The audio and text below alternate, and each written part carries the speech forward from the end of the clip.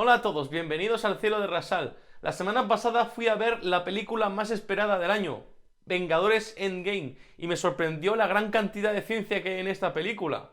La saga del universo cinematográfico de Marvel no destaca por su contenido en ciencia auténtica, pero en esta película han querido mostrar algunas teorías que tienen un poco más de fundamento. Hoy quiero hablar de la ciencia que se esconde en esta película y relacionarla con el anterior vídeo que vimos en el canal, que fue de las interpretaciones de la física cuántica, y así os doy otra interpretación posible de la física cuántica. Si os parece, vamos a empezar a imaginar y a curiosear por el mundo cuántico.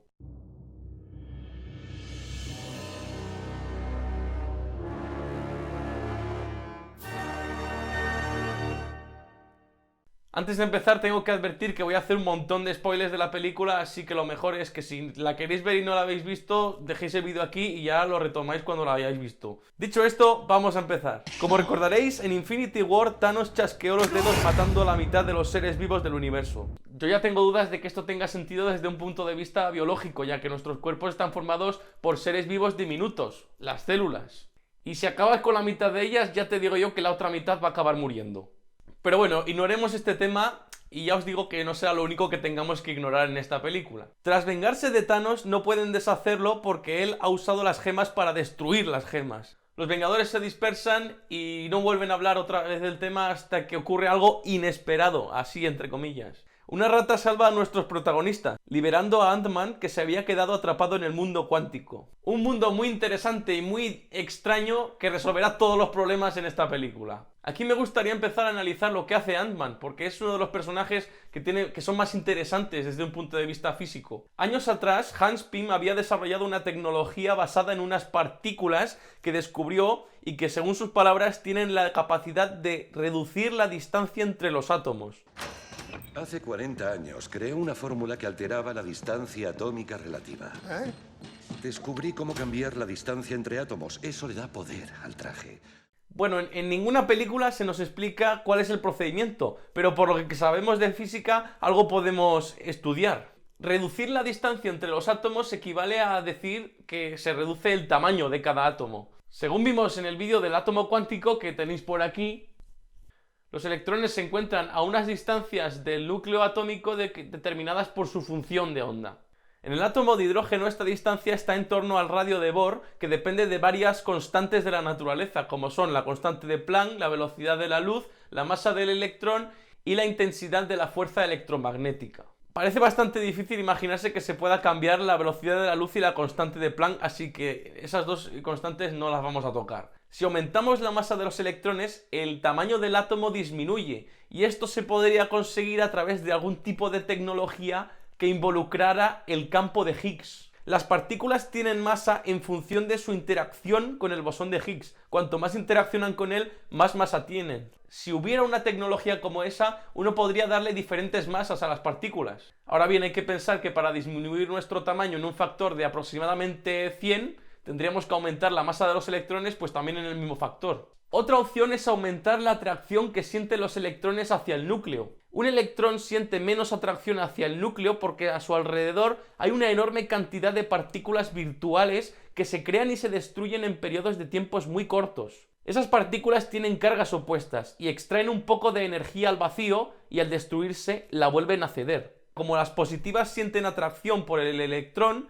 alrededor de él se forma una especie de nube de partículas positivas. Esa nube reduce ligeramente la atracción que siente el electrón hacia el núcleo. Así pues, si lográramos con alguna tecnología extraer esas partículas virtuales, lo que observaríamos sería que el electrón se siente más atraído hacia el núcleo y reduciríamos el tamaño del átomo. Ambas tecnologías, controlar el campo de Higgs y la energía del vacío, parecen todavía, pues eso, ciencia ficción, pero quién sabe si algún día podremos tenerlas. Pero bueno, aceptemos que Pym tiene esa tecnología y que puede reducir el tamaño de los cuerpos hasta llegar al mundo cuántico. Siguiendo con la película, Ant-Man va a visitar al Capitán América y a Natasha para explicarles que dentro del mundo cuántico los 5 años pasaron como 5 horas. La única explicación que hay todavía para un cambio en la percepción del tiempo es la relatividad. Si Scott hubiera estado viajando de esos 5 años para el mundo exterior a una velocidad cercana a la de la luz, para él podría haber pasado muy poco tiempo. Luego les propone a los dos una forma en la que quizás puedan viajar atrás en el tiempo, aprovechando la espuma cuántica. Esa es la parte que más me gusta.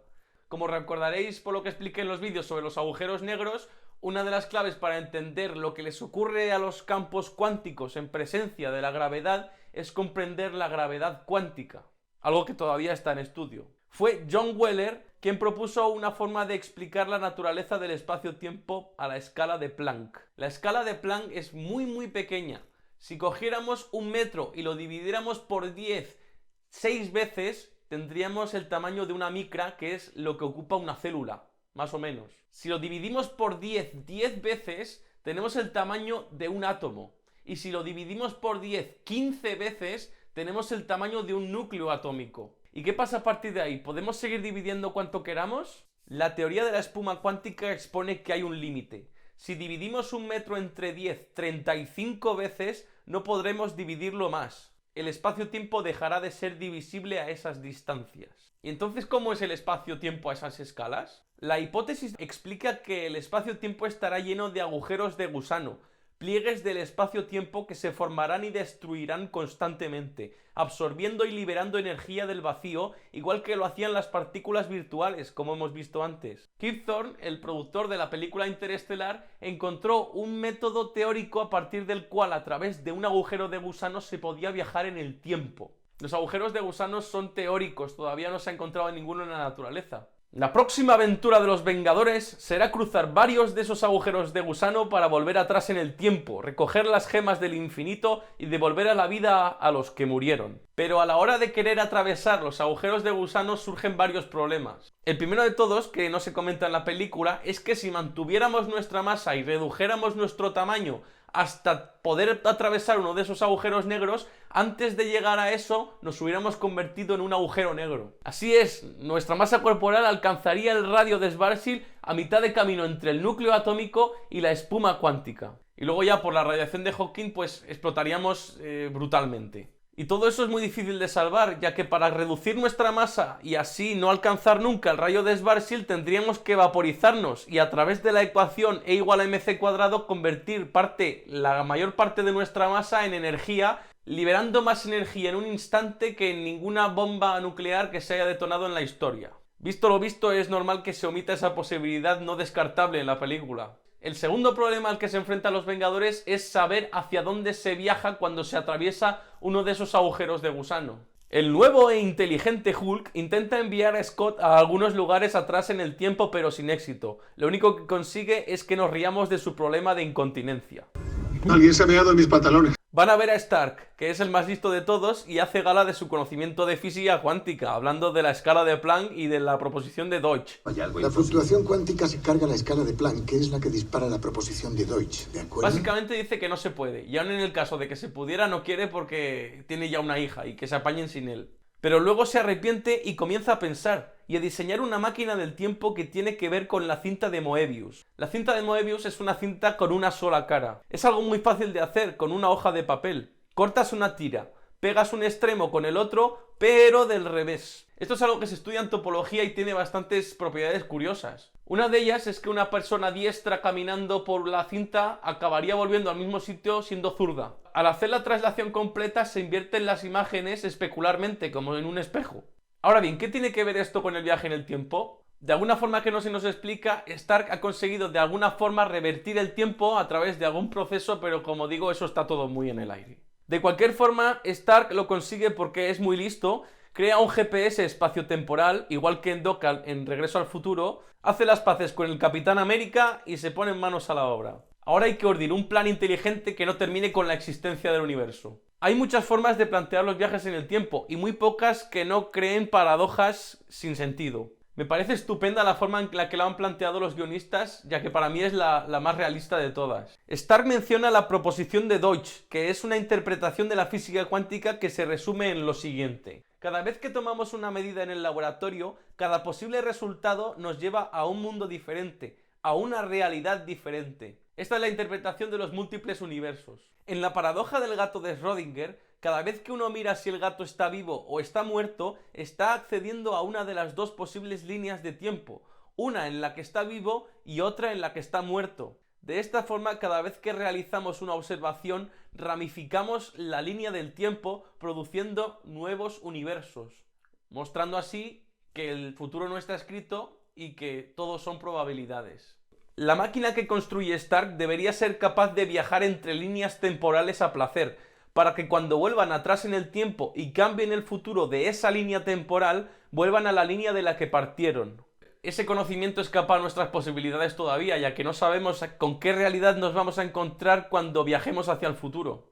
Pero Stark es muy listo y lo sabe, y nosotros nos lo creemos porque si no, no hay película. ¿De acuerdo? Mientras orden su plan, Máquina de Hierro pregunta si no sería mejor matar a Thanos de bebé y ya está. ¿Por qué no buscamos al bebé Thanos, no?